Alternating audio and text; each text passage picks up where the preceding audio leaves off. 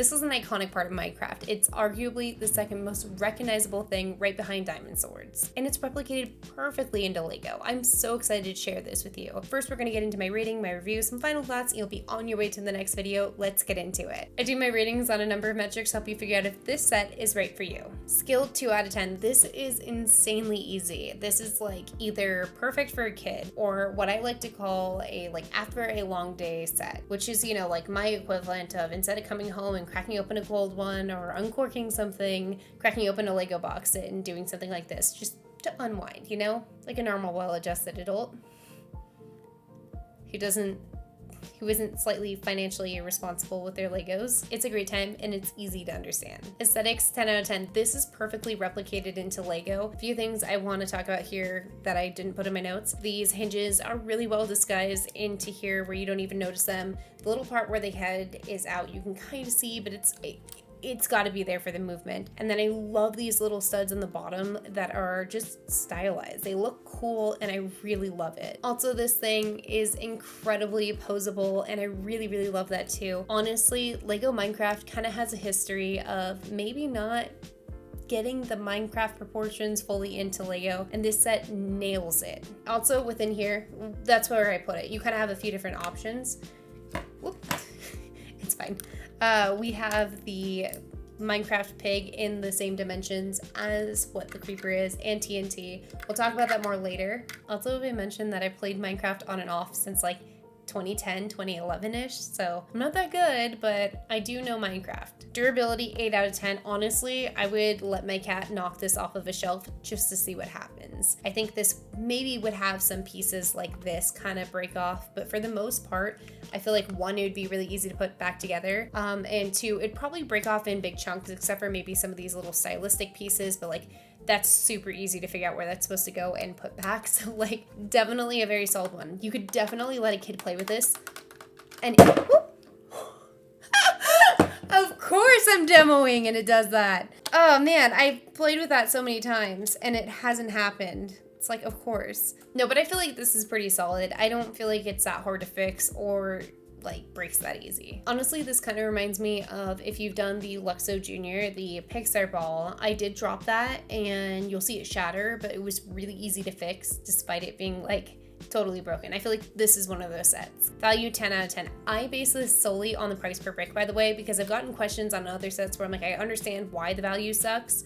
And they're like, well, then why didn't you adjust it? I only do this off of the price per brick. There's some ratings within my rating system that is like really subjective, and then ones that I try to be really objective on. The first way to compare a set like this, that's 600 pieces, against a set like that, that's 2,600 pieces, or like the Disney Castle that is like 4,800 pieces, is to break it down to price per brick. Video pending on that, and I also use bricks and pieces interchangeably. I don't know why I do that. Normally sets price per brick can range anywhere from 6 to 12 cents, and there are some factors that can affect that. Number one, licensed IP. Hello, Minecraft, licensed IP, 100%. And then weird pieces. I don't really feel like this one has any weird pieces, but it does definitely have a little bit of custom printing for the pig and the TNT blocks, but I don't think it was anything too crazy for them to do. This cost $39.99 and has 665 pieces, giving it a 6 cents price per brick, which is literally at the lowest end of the normal range. So I'm so happy with that, especially for like a licensed IP.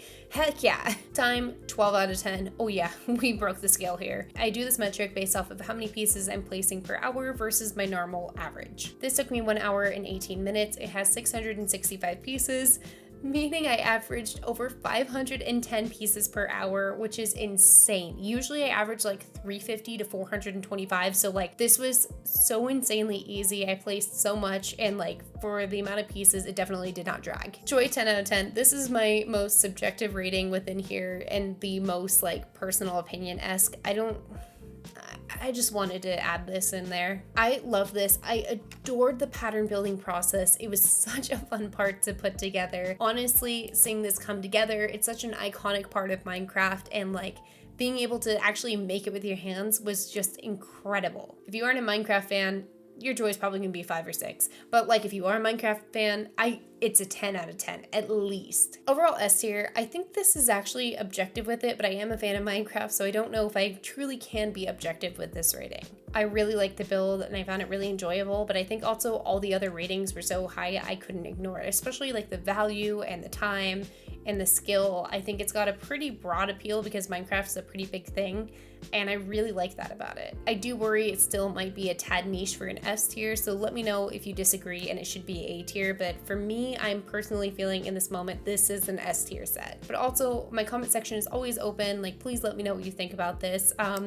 But let me get into my review portion and explaining some of the build on this because it was fun. This build is 2 bags, and to make it simple, I'm gonna say that it has 2 sections. Bags 1 through 4 are the legs and torso. Bag 5 and 6 is the head. We do get 2 side builds in this, and we jump right into it in the first bag. We get the TNT and a Minecraft pig in a creeper form. I love the side builds for this. Okay, the easy one to explain, if you want to build TNT in Minecraft, well, Minecraft Survival, if you're in creative mode, you just place a block. If you want to build TNT in Minecraft Survival, you need gunpowder. There's 2 ways in game to get it. Either exploring in chests in specific types of places, or it's dropped by a defeated creeper. If you get close to a creeper for a few seconds, they'll blow up, so this makes sense. By the way, if my wording here sounds weird, I'm trying to not get in trouble with the YouTube overlords here. The other thing you would need for TNT is sand, but it's really easy to find. Anywho, it's fun that they included this block because that's the main reason why you'd want to defeat them. The other is the pig. Pigs are one of the oldest mobs in Minecraft, and to be honest, I don't really remember a time without them. Obviously, this is not how pigs look in Minecraft. When creating Minecraft pigs, the game's creator Notch accidentally put in the dimensions wrong, which was the dimensions of what would become the creeper. Eventually, this led him to creating the creeper, which released in 2010. I also don't really remember a time without creepers, but this was such a fun ad to get a Minecraft pig like this. I remember also when I was in middle school, well, actually that transformative summer between middle school and high school, I had Minecraft Java on my parents' PC. I had built a whole house out of bedrock because those creepers sucked, and then switched back into survival mode because I hated dealing with them. FYI, bedrock is this unbreakable material that can't be blown up, so it makes sense. Before Minecraft, I didn't really play video games involving any kind of combat, so they would get me pretty fast. To be honest, I'm so used to other video games, only recently have I felt comfortable going head to head with them. I could defeat them before, but it was like iffy if other hostile mobs were around. I like building in Minecraft, so I end up with just a bunch of cats to keep them away. To be exact, my Minecraft house has about 7 cats and like 5 goats. Oh yeah, I guess I should explain that. Creepers are scared of cats for some reason in game. It's nice because if you settle in a village, the cats are just kind of around and keep the creepers away from what you're building. It used to be done with an old and kind of outdated mob, the ocelot. They are kind of cat looking and exist IRL in the cat family, but there's not really much purpose to them in game. Cats, on the other hand, can be tamed and you can have them follow you around on your adventures. I don't really do that for really one reason. In real life, I have a tuxedo cat named Ramsey. So in game, I collect all the tuxedo cats, unless I can't find tuxedo cats, but I name all my cats Ramsey. So I don't really want to put them in a situation where they could be harmed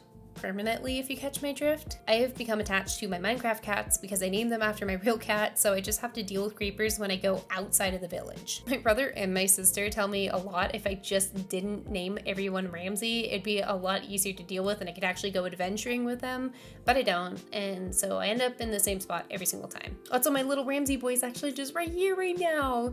He wanted to sleep in the room with me while I'm doing this review. I don't want to disturb him because he spent so long doing his paws to get himself to lay down, but he's here. I just wanted to let you know that as we're talking about him, he's right here, he's listening.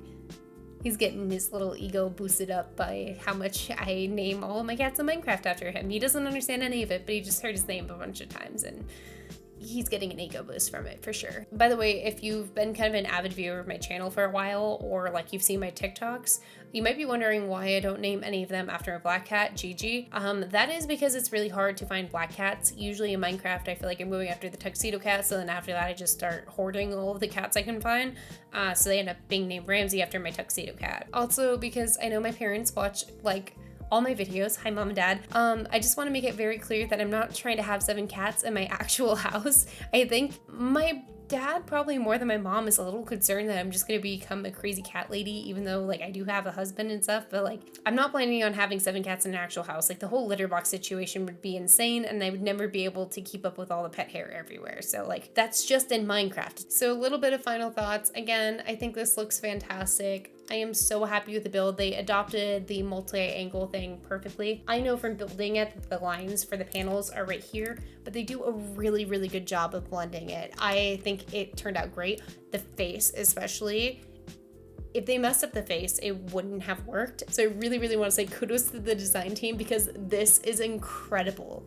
Thank you so much for that. I have been a Minecraft fan for like years, playing on and off. Like, you know, life happens and then I can't get on and stuff like that. But right now, you know, my siblings and I have that server where we're playing together and it's a lot of fun. I definitely don't know like as much as other people, but I love doing these kinds of things, and this is like, I think the first Minecraft build I've done on this channel, but this channel actually started off with Minecraft live streams. Those are old and bad, so I privated them because like, for somebody who's played Minecraft for as many hours as I am, I'm really bad at it. It feels a little extra nostalgic to me because like, that's where this channel started off, was streaming Minecraft, and now we're doing Minecraft Lego. It's like a full circle moment. But anyways, I just want to say thank you so much for watching the video.